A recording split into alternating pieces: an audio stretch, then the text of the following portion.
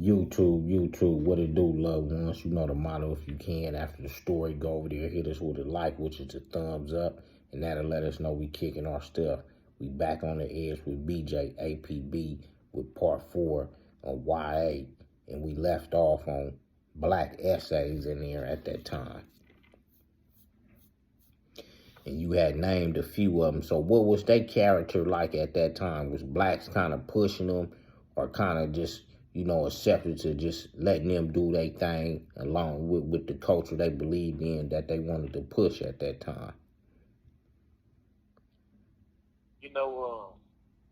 Be truthful, a lot of blacks don't trip on certain things like other races do. Like, for example, when a black came out was claiming the Mexican gang, nobody really tripped off of it, you know what I mean? Most of the time, you talk to him, and he just happened to, just grow up in that type of community.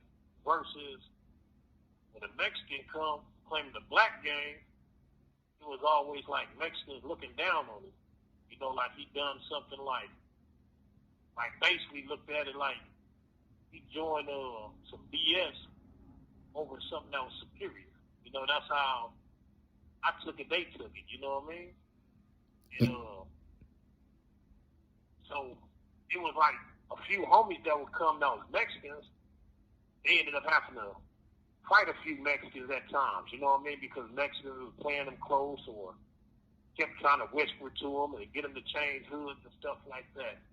And then when it came to the blacks, nobody really tripped.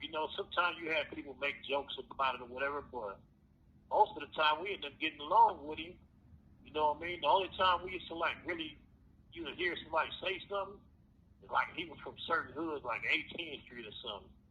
Because of the way the 18th Street was portioned, you wouldn't believe that they had blacks from that gang.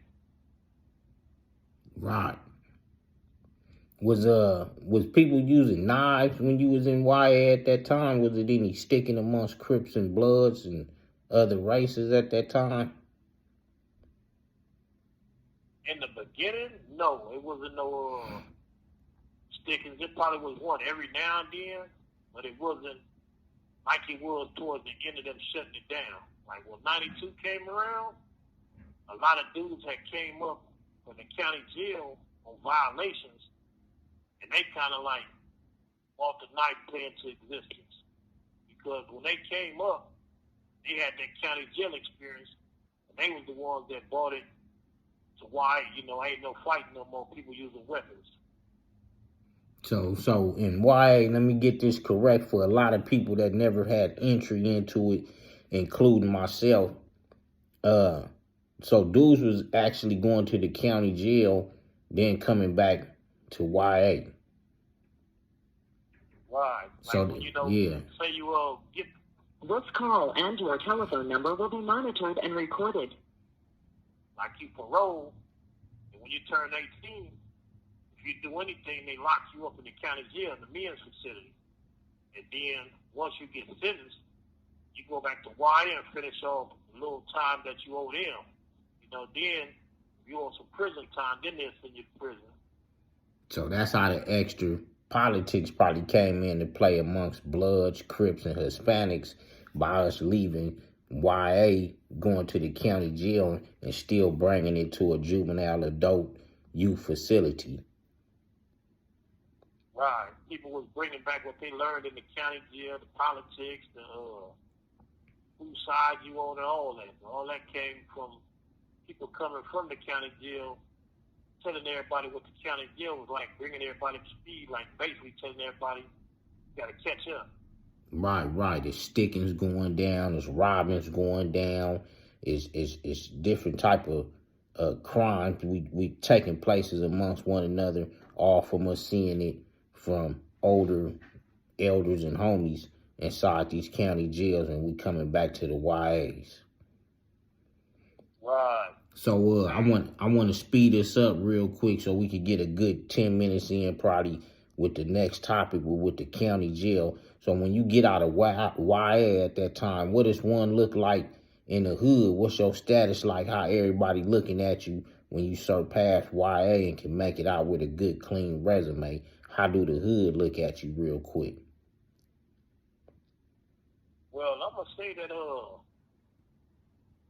homies don't really trip on you. They be happy to see you, but sometimes going through things like why it also poison you mentally too, because when you get in there and get to buffing and get to knocking people out and all that and get big, sometimes you remember like the bullies in the hood or the things that was said to you before you went, and now you done got bigger.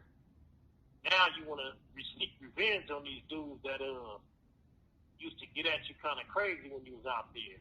When you come home, even though people recognize you because they done heard the stories about you, they recognize you, and be happy that you stood up and made the hood look good. Sometimes people come home and turn into a monster in their own community, start flexing on the people that are supposed to care about them because of their own personal endeavors. When some people just get big-headed, they find out they can squabble, they start calling everybody out at the drop of a dime over anything. So it's a gift and a curse. Right. So, but for sure, you going to feel like a reputable. Right. So now to move it into the county jail, man, I know that was we get on the street, we running around, we living our lives, trying to survive, doing what we doing at that time, hustling and all that type of stuff. Now one commits a crime and he lands himself in the Los Angeles County Jail. What was that first experience like? Can you walk us through first entry and everything with the time we got left? Well, walking into the county jail is a totally whole different experience from juvenile hall, all that. Because when you first get into the county jail, they don't care how many people it is in the holding tank. They make everybody strip butt naked, and they tell you straight up, get dick to balls. Basically, damn near put your private parts on another person's butt. And then they walk you butt naked, I'm talking about no shoes or nothing, into the shower. They make everybody shower. Everybody got to wash their hair and everything. When you come out the shower, they had this little spray. They sprayed you with it. The reason they sprayed it with you was to make sure you didn't bring no creatures in. You didn't bring no type of diseases in, lice and all that stuff. Then after they spray you with it, they hand you a robe, and the robe might not even have no shower shoes in it. So now you done got in this shower, barefooted. People be pissing in the water and all that.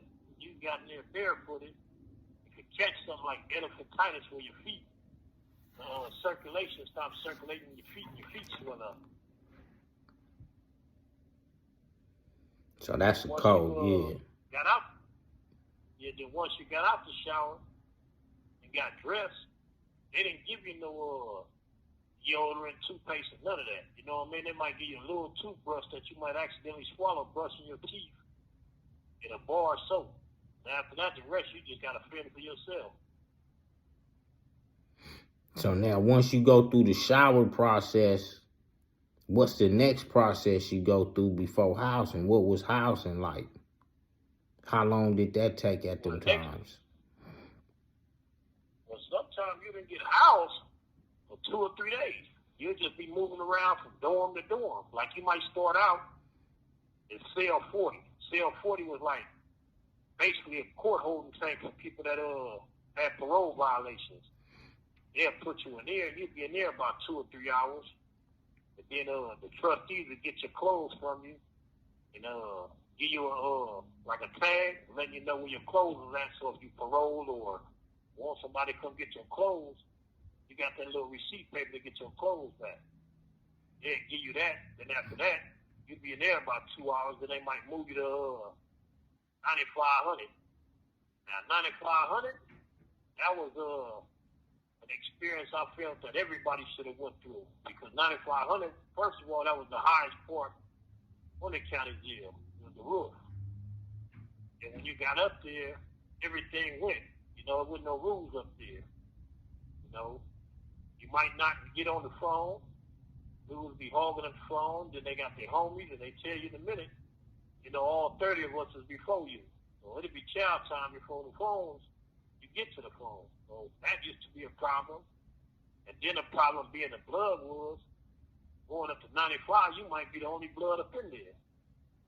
Or being the only blood up in there, at any given day, somebody might decide to have one person take your stove and 3 people rush you. While they fighting you, the other person done tucked your stove somewhere, and when the police come, you just done got robbed. What you gonna do? You gonna tell the police that they got your store? You gotta accept that, and go to the next dorm or whatever and start the process all over. And the next dorm, it might be all homies in there. But y'all do the same thing to everybody coming in. It's like, the county jail is like real foul. Back then, I don't know how it is now. So do you think, what was the difference from Wyatt in the county jail when you had hit it?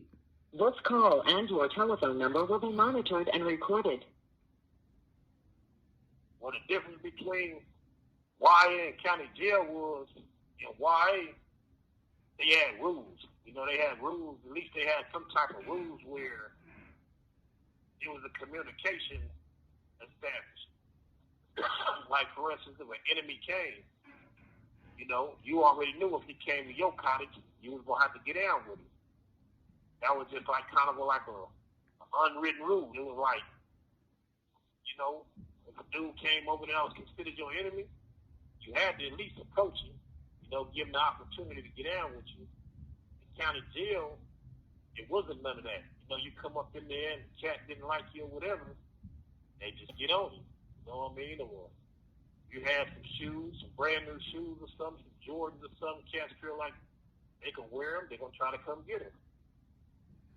Then not only that, the county jail also had a lot of crowd things going on around there that you hadn't seen like in Hawaii. Like in Hawaii, you heard stories, but in the county jail, you see things firsthand. Like, for example, you might walk down a tier going to your cell, and you see 2 or 3 men in there having sex. They're in there raping somebody, or somebody in there doing it willingly. And the first time seeing that, it kind of messed your mind up because you never seen this before, but seeing it firsthand, and nobody caring about what nobody think, everybody just doing what they do. Then you, in the county jail, you might see a group of dudes together, 5 or 6 dudes. They be known as jackers. Then you got another 5 or 6 dudes they known as booty bandits. They running around trying to find somebody weak so they can get their fix. So with all this going down in the county jail, and you leaving from YA, and you finally get a bar of this, homie, what impact was that putting on you running through there, homie? What was going through your mind at these times?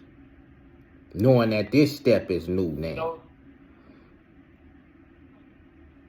During the day, all you be worried about is survival. You don't think about nothing else. But at nighttime when you lay in that bed, you be happy to lay down in that bed knowing that you survived another day. Now you're worried about tomorrow. And it be kind of heavy on your brain, except for when you get around a bunch of homies. Because when you get around a bunch of homies, it kind of gives you a sense of safety.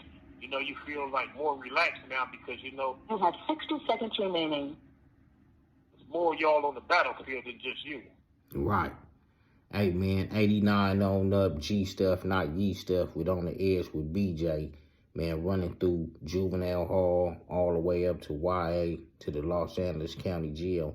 And we're going to come back, man, hit y'all with probably the last segment of it, man. So stay tuned.